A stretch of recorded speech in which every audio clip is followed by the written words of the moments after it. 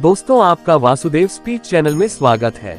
यहाँ पर श्री भगवद गीता यथारूप को जो श्रीमद ऐसी भक्ति वेदांत स्वामी प्रभुपाद द्वारा सरल भाषा में बहुत अच्छे से विख्यात है। श्री भगवद गीता हिंदी भाषा में है। कृपया हमारे वासुदेव स्पीच चैनल को सब्सक्राइब और वीडियो को लाइक करें ताकि हमारा उत्साह बना रहे और हम ऐसे ही वीडियो बनाते रहे। अध्याय 2 श्लोक 15। हे पुरुष श्रेष्ठ अर्जुन, जो पुरुष सुख तथा दुख में विचलित नहीं होता और इन दोनों में संभाव रहता है, वह निश्चित रूप से मुक्ति के योग्य है। अध्याय 2 श्लोक 16। तत्वदर्शियों ने ये निष्कर्ष निकाला है कि असत भौतिक शरीर का तो कोई चिरस्थायित्व नहीं है, किंतु सत आत्मा अपरिवर्तित रहता है। उन्होंने इन दोनों की प्रकृति के अध्ययन द्वारा यह निष्कर्ष निकाला है। अध्याय 2 श्लोक 17।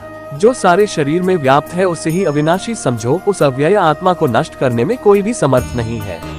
अध्याय 2 श्लोक 18। अविनाशी अप्रमेय तथा शाश्वत जीव के भौतिक शरीर का अन्य अवश्य अभावी है। हे भारतवंशी, युद्ध करो। अध्याय 2 श्लोक 19। जो इस जीवात्मा को मारने वाला समझता है तथा जो इसे मरा हुआ समझता है, वे दोनों ही अज्ञानी हैं, क्योंकि आत्मा न तो मरता है और न मारी जाता है। अध्याय 2 श्लोक 20। आत्मा के लिए किसी भी काल में न तो जन्म है न मृत्यु, वह न तो कभी जन्मा है, न जन्म लेता है और न जन्म लेगा। वह जन्मा, नित्य, शाश्वत तथा पुरातन है। शरीर के मारे जाने पर वह मारा नहीं जाता। अध्याय 2 श्लोक 21।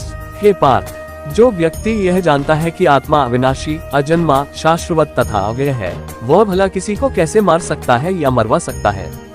अध्याय 2 श्लोक 22। जिस प्रकार मनुष्य पुराने वस्त्रों को त्याग कर नए वस्त्र धारण करता है, उसी प्रकार आत्मा पुराने तथा व्यर्थ के शरीरों को त्याग कर नवीन भौतिक शरीर धारण करता है।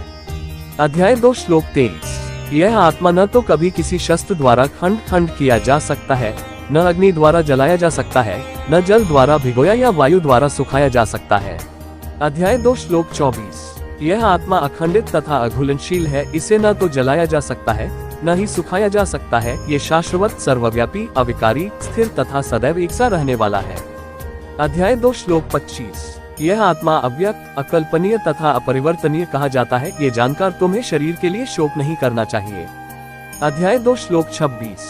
किंतु यदि तुम ये सोचते हो कि आत्मा अथवा जीवन का लक्षण सदा जन्म लेता है तथा सदा मरता है, तो भी हे महाबाहु, तुम्हारे शोक करने का कोई कारण नहीं है।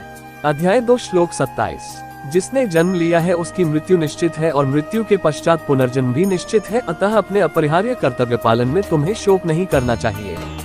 अध्याय 2 श्लोक 28। सारे जीव प्रारंभ में अव्यक्त रहते हैं, मध्य अवस्था में व्यक्त होते हैं और विनष्ट होने पर पुनः अव्यक्त हो जाते हैं, अतः शोक करने की क्या आवश्यकता है।